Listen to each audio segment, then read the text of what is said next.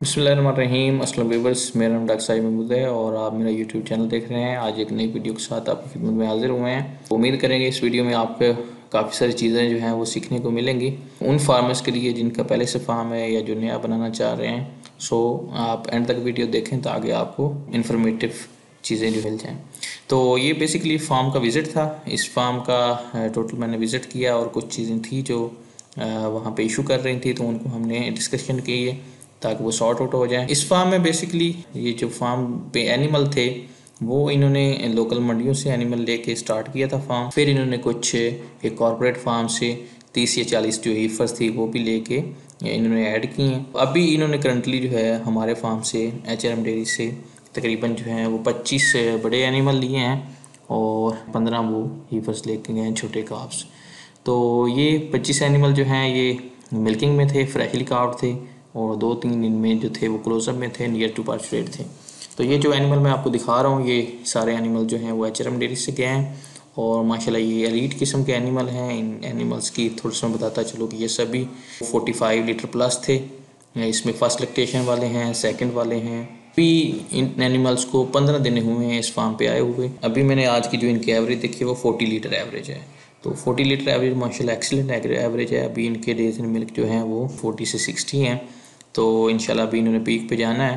तो अभी तक ये एक्सीलेंट परफॉर्म कर रहे हैं। यहाँ पर डिफरेंस ये बताना था कि जो इनके पास पहले एनिमल्स थे तो उनकी एवरेज 10 से 15 लीटर तक थी। इनकी ओवर जो फार्म की आप कह सकते हैं प्रोडक्शन कम थी। तो अगर हम ये कंसीडर करें कि फीड जो कॉस्ट थी जो तकरीबन सारे एनिमल्स पे तकरीबन नियर टू सेम थी।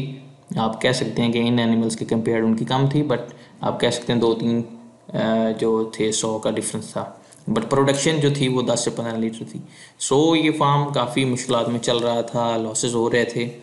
तो देन इन्होंने डिसाइड किया कि न्यू एनिमल लिए। तो आप इसको थोड़ा सा मैं कंपैरेटिव करता हूँ कि जब इन्होंने ये एनिमल लिए तो इनका तकरीबन 1000 से 1200 लीटर तकरीबन था मिल्क जो इंक्रीज़ हो गया। सो फार्म की प्रोडक्शन जो थी वो 1300-1400 लीटर होगी इन एनिमल्स के ऐड करने से।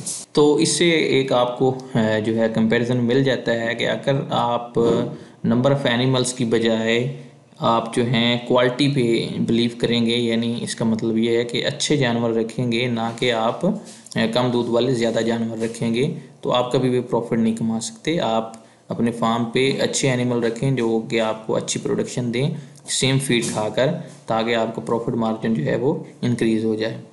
तो एक तो ये इनका अच्छा मूव था। अभी ये डेफिनेटली इसको कंपैरेटिव स्टडी भी वो कर रहे हैं और उनको अब समझ आ गई है कि क्वालिटी एनिमल्स जो हैं वो ही फार्म पे होंगे तो आप प्रॉफिट बना सकते हैं। तो ये तो लार्ज एनिमल का थोड़ा सा कंपैरेटिव था। आगे आप अगर हम इनके काफ्स को देखें तो काफ्स जो आप सामने देख रहे हैं, इन काफ्स की अगर ग्रोथ की हम बात करें तो ये काफ़ी कंप्रोमाइज़ थी।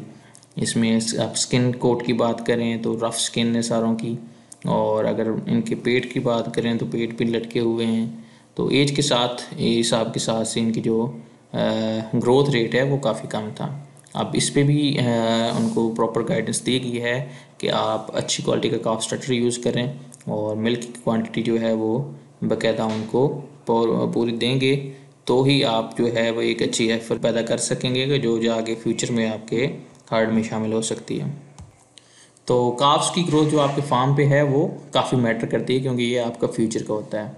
तो एक तो इनको काफ्स की इम्प्रूवमेंट के लिहाज से जो है वो ये दो बेसिक चीज़ें होती हैं कि आपका काफ स्टार्टर अच्छा हो और देन आपकी जो है वो मिल्क अच्छा हो और देन आप उनकी जो इन्वायरमेंट है वो अच्छा रखें, तो ही आप एक अच्छी ईफर तैयार कर सकते हैं। ओवरऑल इस फार्म पे देखें तो चीज़ें सिस्टमेटिक थी। आप शेड देख रहे हैं, प्रॉपर शेड है, इनके पास TMR भी है और मिल्किंग पार्लर भी है। बट अगर आप इनके एनिमल्स को देखें जो कि सामने आपके आ रहे हैं, तो ये मोस्टली जो हैं वो देसी एनिमल हैं, लोकल क्रॉस एनिमल हैं। तो जब भी आप लोकल क्रॉस एनिमल पिक करते हैं तो आपकी जो हो लैक्टेशन मिल्क होता है वो बहुत कम होता है, जो कभी भी आपके जो प्रॉफिट नहीं दे सकता। सो जब भी आपने अपने फार्म स्टार्ट करने हैं, कोशिश करें कि अच्छी क्वालिटी के एनिमल लें। आप सिलेक्शन के लिए किसी कंसल्टेंट को भी हायर कर सकते हैं, और या फिर आप किसी उस फार्म से ले सकते हैं जिनका रिकॉर्ड जो है वो बेहतर हो और आप उसको चेक भी कर सकें, रिलायबल भी हो। बाकी इस फार्म पे अगर हम ओवरऑल चीज़ें देखें, आप जो मंडी से एनिमल लेते हैं या लोकल क्रॉस लेते हैं वो आपको प्रॉफिट दे सकते हैं, या कि आप हाई एंड के एनिमल जो हैं वो सिलेक्ट करके आप प्रॉफिट बना सकते हैं। बहुत ही अच्छा कंपैरिजन है इनके पास, क्योंकि पहले लोकल थे, अब इन्होंने हाई एंड के एनिमल लिए, तो अब इनका डिसीजन जो है वो बहुत इजी हो गया है। ओवरऑल इस फार्म की प्रैक्टिस जो हैं वो काफ़ी हद तक जो है वो स्टैंडर्ड हैं। आप देख रहे हैं कि स्टॉल्स में सैंड प्रॉपर है, स्टॉल्स भी ठीक हैं, शेड की हाइट देखें तो वो भी ठीक।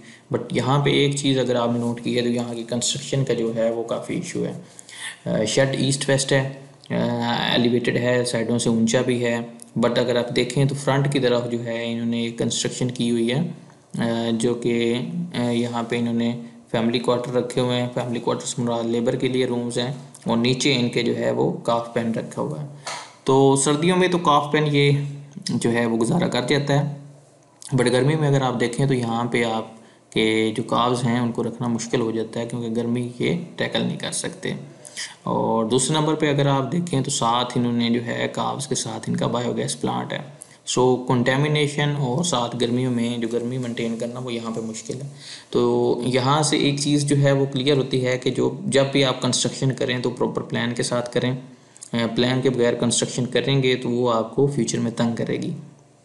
अब एक तो इस बिल्डिंग ने जो है वो शेड की जो वेंटिलेशन है उसको प्रॉब्लम कर रही है, और दूसरे नंबर पे ये प्रॉपर जो आप कह सकते हैं स्ट्रक्चर भी नहीं है कि जिसको प्रॉपर फार्म के लिए यूटिलाइज़ किया जा सके।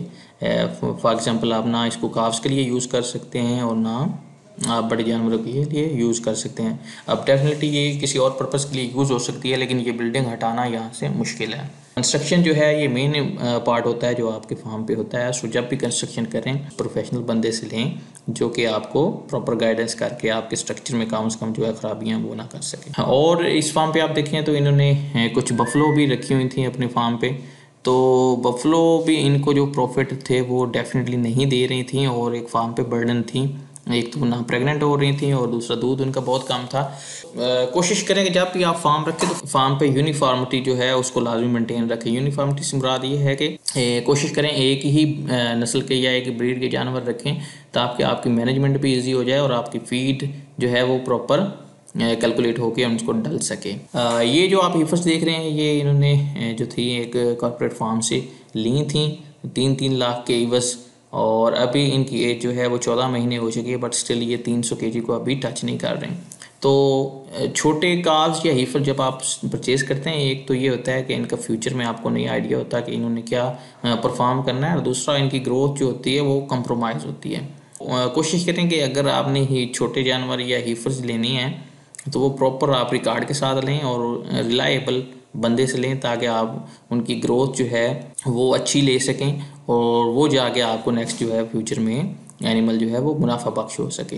तो जब आप ब्लाइंडली अप्रोच करते हैं हीफर्स को देख के, तो आप कलर्स और वेट से आपको आइडिया नहीं होता कि इसने फ्यूचर में जाके क्या करना है। सो इस मामले में काफ़ी एहतियात करें कि जब भी आपने छोटा बच्चा लेना है, अगर लेना है तो फिर प्रॉपर उसका रिकॉर्ड लें, ताकि फ्यूचर में आप मसला पैदा ना कर सकें जी। तो इस फार्म का जो एक बहुत बड़ा जो मैंने देखा है कि जब शेड से आपके एग्जिट होता है एनिमल, आप पार्लर के लिए ले जाते हैं, तो ये एक रैंप बना हुआ है। रैंप में जो है वो तकरीबन 2-3 फीट का जो है वो रैंप है। ये रैंप जो है ये जानवरों के लिए बहुत ही ख़तरनाक है। अभी आप देख रहे हैं ये पार्लर के सामने भी रैंप बना हुआ है, तो इस एरिया का एनिमल्स के लिए जो मसला पैदा करना वो बहुत ख़तरनाक है। अगर हैवीली एनिमल जब आप मिल्किंग पे ले जाते हैं, तो अगर खुदा न खास्ता एनिमल आपका स्लिप होता है, तो फिर वो अपनी टांग या किसी भी तरह की इंजरी उसको हो सकती है, और आप एक कीमती जानवर अपना ज़ाया कर सकते हैं। सो कंस्ट्रक्शन की जब मैं बात कर रहा हूँ तो कंस्ट्रक्शन यही है कि आप प्रॉपर जो एनिमल्स के लिए स्ट्रक्चर होता है उसको बनाएं। अब ये रंप जो है वो टोटली जो है वो एनिमल्स के लिए प्रॉब्लम है। आपके एनिमल्स के लिए लेमनेस का इशू बनेगा, आपके एनिमल्स स्लिप होके गिर सकते हैं, जो हैवली पार्चुरेट होते हैं 3 से 4 लैक्टेशन के एनिमल। तो जब वो गिरेंगे तो वो आपको दोबारा मौका नहीं देंगे कि आप उनको दोबारा से रिकवर कर सकें। तो जब भी आपने स्ट्रक्चर डेवलप करना है तो कोशिश करें कि प्रॉपर एनिमल्स के ख्याल रखते हुए चीज़ें बनाएं। बाकी ये जो रैंप था ये बहुत ही ख़तरनाक था, जो डेफिनेटली उनको कन्वे किया गया कि इसको आप कोशिश करें जो है इस रैंप को ख़त्म करें। तो रैंप फार्म पे किसी भी एनिमल्स की आप जो जहाँ से पैसेज है वो नहीं होना चाहिए, बिल्कुल इक्वल होना चाहिए। फर्श में लाइनें होनी चाहिए ताकि एनिमल को फ्रिक्शन मिले और एनिमल्स को किसी भी तरह का स्लिपरी या स्लिप होने के, गिरने के चांस ना हो। ये पार्लर दिखाया गया तो पार्लर में इनका ठीक है, काफ़ी हद तक बेटर है। 10 पॉइंट्स थे जो कि मिल्किंग करते हैं ये लोग। तो पार्लर तकरीबन ऑलमोस्ट अच्छा है, आप देख रहे हैं क्लीन भी है, सारी चीज़ें जो एक्यूरेट हैं। बट ये रैंप का जो मेन था इशू था वो इनका मेजर इशू था। बाकी ओवरऑल इस फार्म की अगर हम जो एनालिसिस करें, चीज़ें बहुत ही जो आप कह सकते हैं बेहतर थी। इनमें से जो पहली चीज़ वो ये थी कि ये अपना मिल्क जो है वो इन 2 पॉइंट्स बनाए हुए हैं, लोकल मार्केट करते हैं 160 रुपये, जो कि बेस्ट है इस टाइम, क्योंकि मिल्क की प्राइसेस जो कंपनीज़ हैं वो तो बिल्कुल नहीं दे रही बेहतर तरीके से सेल करना। तो ये इनका बेहतर एक पॉइंट था कि ये अपना मिल्क जो है 160 रुपये सेल कर रहे हैं। दूसरे नंबर पे इस फार्म पे पॉजिटिव थिंग ये थी कि इनके बायोगैस प्लांट इन्होंने लगाया हुआ है और वो एक्सीलेंट वर्क कर रहा है, जो कि एनर्जी सेव कर रहा है। ये वो चीज़ें होती हैं जो आप अपने फार्म पे इकोनॉमिक्स है उसको बेटर करने के लिए लगा सकते हैं।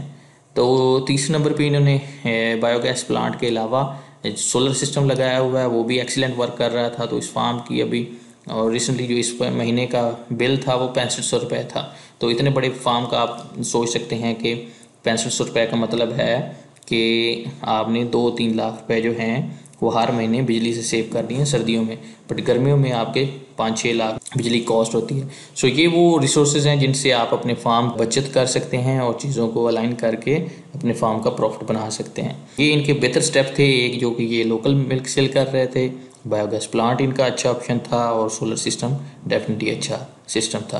तो फार्म का ओवरऑल विज़िट के बाद हमने अल्ट्रासाउंड परफॉर्म किया इन एनिमल्स का। ये फ्रेशली पार्चुरेट एनिमल थे, 40 से 50 डेज़ इन मिल्क थे। तो इन एनिमल्स को चेक किया गया और जो एनिमल्स क्लीन थे उनको लिए प्रोटोकॉल रिकमेंड कर दिया और जिन एनिमल्स को प्रॉब्लम था उनके लिए जो है ट्रीटमेंट रिकमेंड कर दी गई। सो ये एक अच्छा स्टेप होता है कि जब आपके एनिमल्स जो हैं वो 30 से 40 डेज़ आफ्टर काविंग होते हैं तो अल्ट्रासाउंड एक बेस्ट ऑप्शन है कि आप अपने एनिमल्स में जो प्रॉब्लम्स होते हैं उनको सॉर्ट आउट कर सकते हैं। मतलब बच्चेदानी में रेशा है या बच्चेदानी में इन्फेक्शन है, इसी तरह ओवरी पे अगर आपकी सिस्ट हैं तो उसको डायग्नोस करके आप टाइमली एनिमल्स को जो है वो ब्रीडिंग के लिए प्रिपेयर कर लेते हैं और जल्दी उनको प्रेग्नेंट कर लेते हैं। जिन लोगों के पास अल्ट्रासाउंड की सहूलत मौजूद है कोशिश करें कि उसको यूटिलाइज़ करें ताकि आप प्रॉपर एनिमल्स की स्कैनिंग के बाद फिर प्रोटोकॉल रिकमेंड कर सकें। तो अगर आप इस तरह चलते हैं तो आप डेफिनेटली एनिमल्स के प्रॉब्लम जो हैं वो अर्ली सॉर्ट आउट कर लेते हैं और वो जानवर जो हैं वो जल्दी आपके प्रेग्नेंट हो जाते हैं।